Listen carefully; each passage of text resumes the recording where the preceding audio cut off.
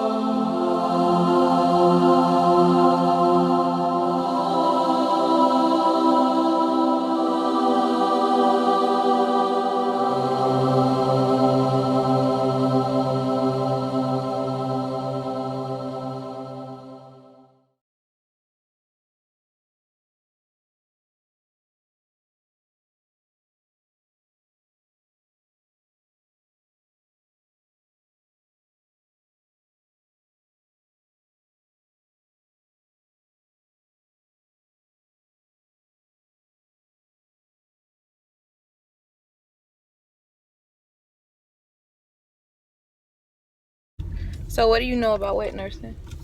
Well, have you ever heard of the concept of wet nursing? I have heard of wet nursing. I know it's basically nursing someone else's child with you still being able to produce milk. So I know it's done a lot through slavery, but let me not be a historian, because I'm not a historian at all. But that's the only time that I've ever heard wet nursing being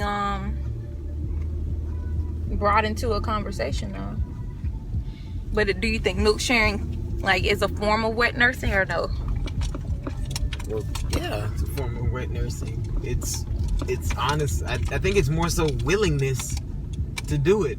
Like you're willingly helping nursing someone else's child, versus being forced to do it. So this is probably the lightest way of looking at the entire thing.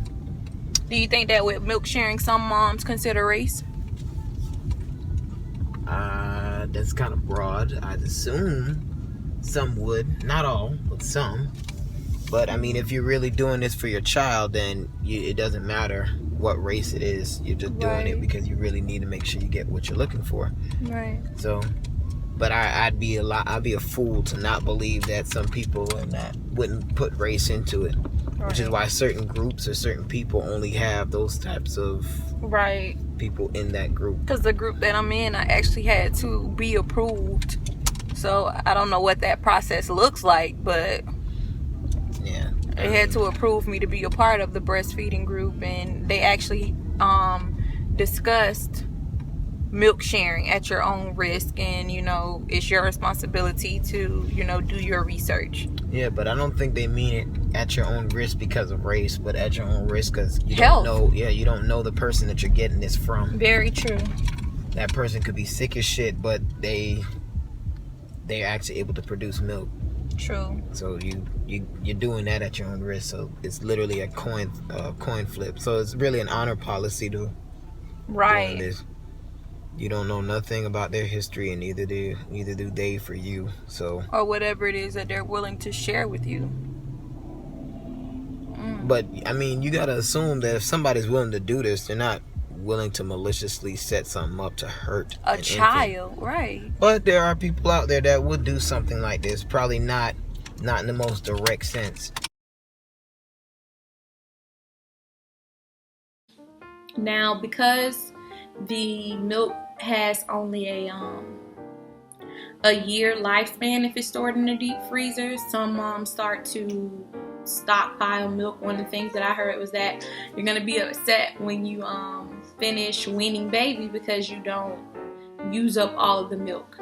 For me, one of my goals was to, and I'll post pictures, I had a goal for breastfeeding. I wanted my body to be able to, or affirmation that my body would be able to produce enough milk for my child, and also possibly produce enough milk to donate. So thus far, 4 months into exclusively breastfeeding, I haven't had any lactation issues, and pray that that continues to remain the same, but you never know. So you always want to keep some resources or tools inside of your toolbox. So, some of my go-tos.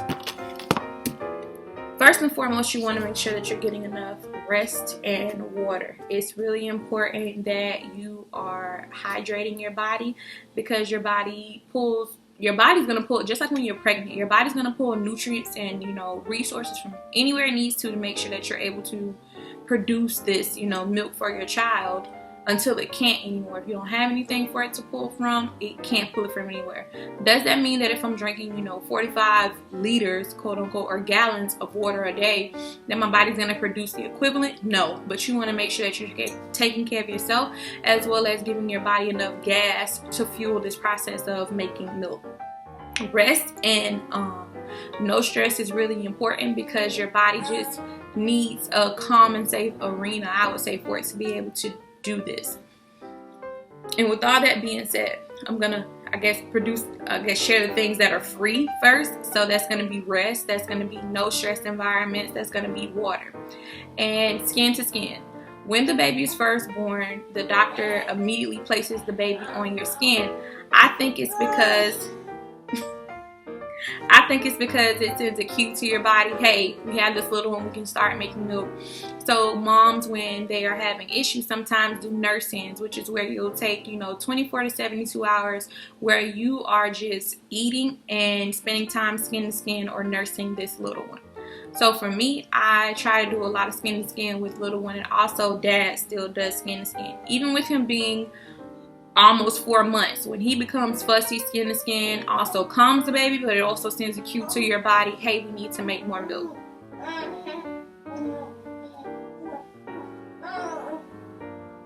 Are you having fun? Okay, now on to the things that might cost a little coin. I guess I'll start with the cheaper things first, which for me, steel cut oatmeal. Trader Joe's version here.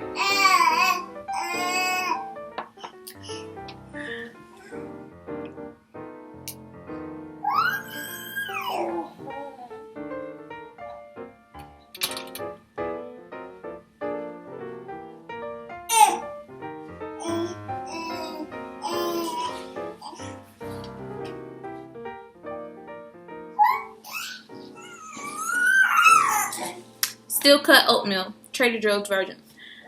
I'm not sure what the component of whole grain oats or steel cut oatmeals are that causes your body to produce more milk, but it works. A lot of moms swear by this, and they'll either put it in a smoothie or they will have a bowl of it, in the morning or as a snack throughout the day.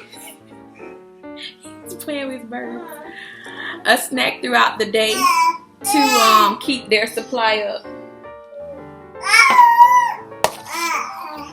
Second thing that has worked for me has been mother's milk tea. It states that you should have between 3 to 4 glasses a day, but while I was in the hospital, this was all I drank other than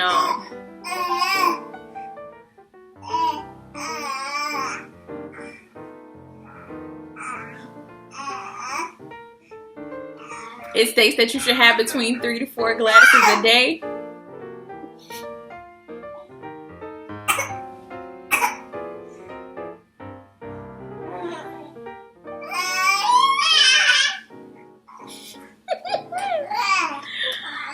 Oh my God.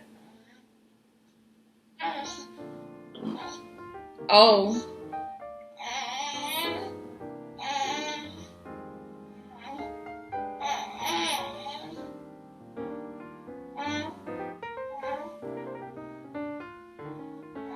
Trying to take a dump.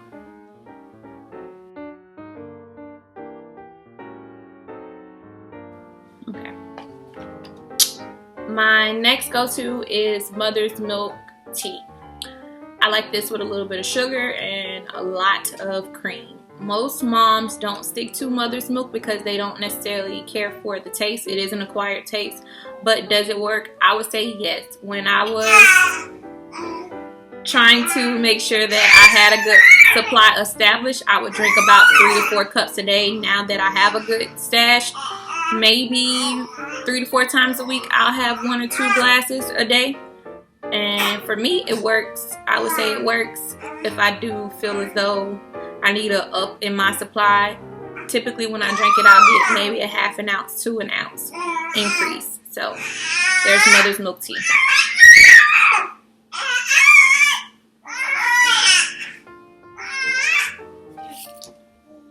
My third and final go-to that I keep on hand or in my toolbox would be Sweetie Pie, Flaxseed, and Fenugreek Lactation Smoothie. This is available on Amazon, and it comes with about 4 in the case for about the price of $12 to $15. It sells out pretty quick. It does fluctuate with the final price, including shipping, but I like this out of all of the items because it's easy to get down, it tastes well, and your results are going to happen within the first 24 hours. I would say one of the things that's really important is you don't OD on any of these, because what you don't want to happen is you have an overflow.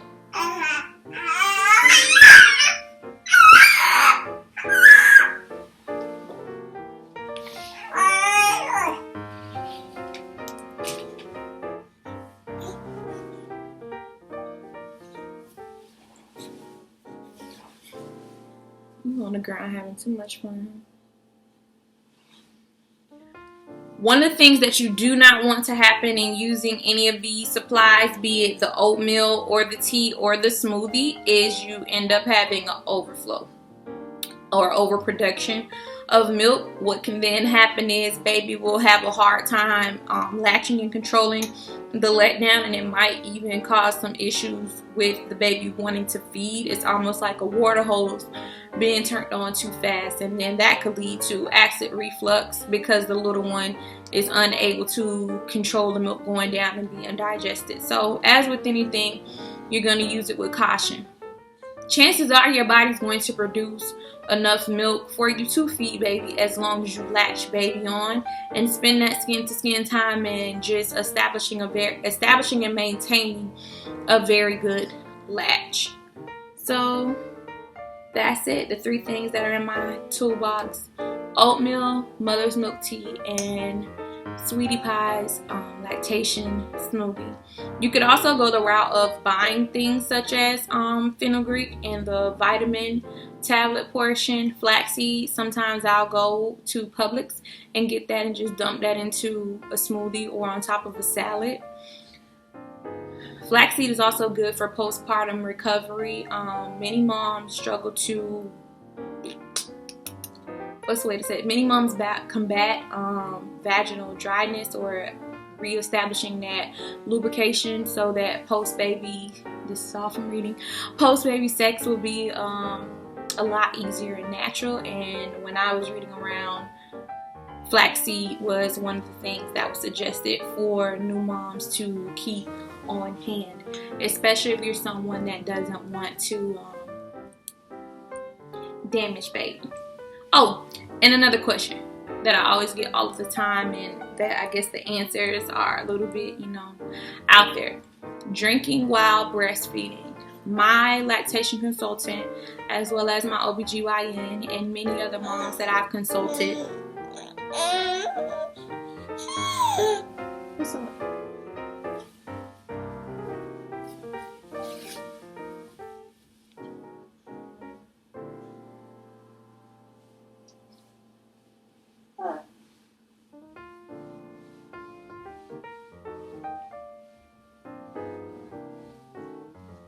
Many other moms that I consulted concerning drinking and breastfeeding. Most moms lose their tolerance while they are with child because you don't drink while you're pregnant. So coming back off, chances are you're probably not going to be taking shots or just down in bottles of Hennessy, Crown, or Jack. You might start back with a little bit of wine, maybe champagne, a mimosa or two, and there's the rule of thumb that if you are sober enough to drive, say it with me, sober enough to drive, you are sober enough to nurse. Some people don't believe it, some people don't, agree with it, but the amount of alcohol that would be then in turn, or would not be transferred through your breast milk is not something that you should really concern yourself with. So, me personally, I'll have maybe a glass of wine. You don't want to have too many because then you probably go into a deep sleep, maybe from exhaustion of the day of, running behind or dealing with the little one, and then you'll probably be cranky that night. But no, there's nothing wrong with having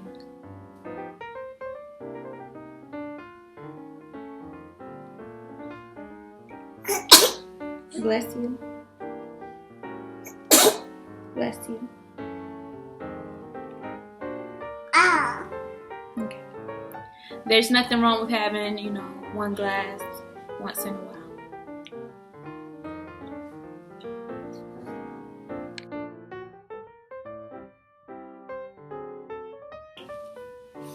So, Pros and cons of breastfeeding.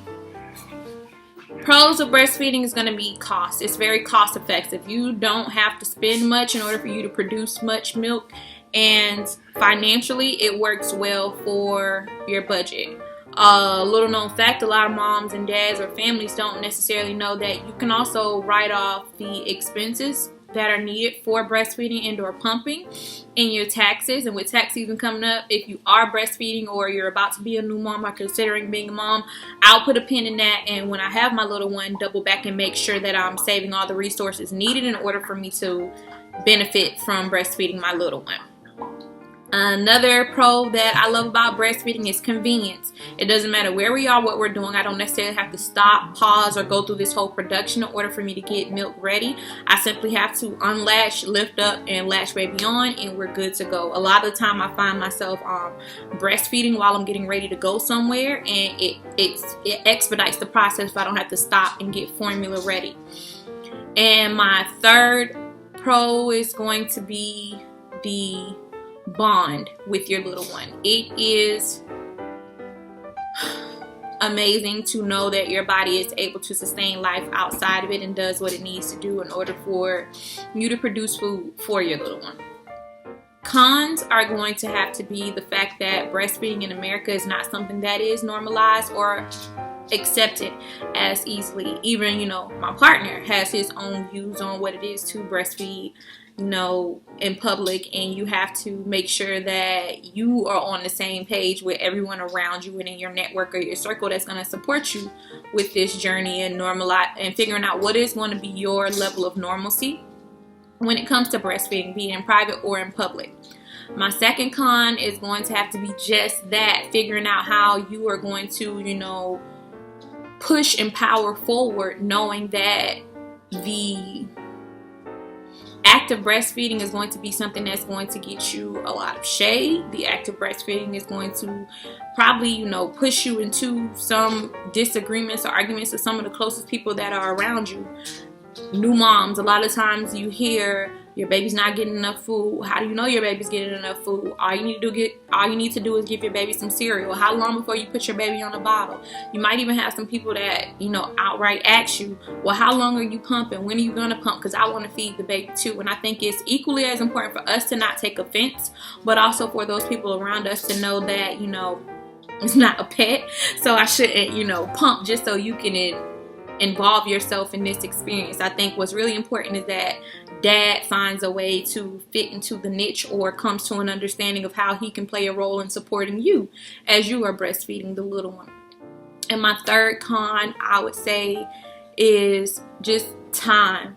You have to make breastfeeding a priority and understand that whatever your goal is. For me currently right now, the goal is to breastfeed up into a year.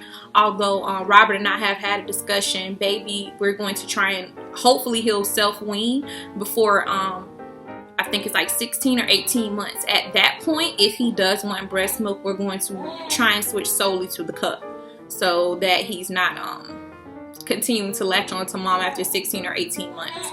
But again, whatever your journey is, it is your journey, and no one is here to tell you what is right or wrong or what should be your sense of normalcy. You just have to know that when you are taking the route of breastfeeding or pumping, it requires a lot of time, it requires a lot of energy, it requires a lot of resources, it requires you to be disciplined as far as your diet, because you have to remember that certain things can stop your supply and certain things can impact your baby. Some moms don't even drink dairy products because it causes their babies to break out into eczema or have rashes, so you have to be mindful of that. And then say your baby does have a reaction, now you got to go back and figure out what did I eat over the last couple of days that caused my little one to have this, and start extracting those things and putting those things back into your diet.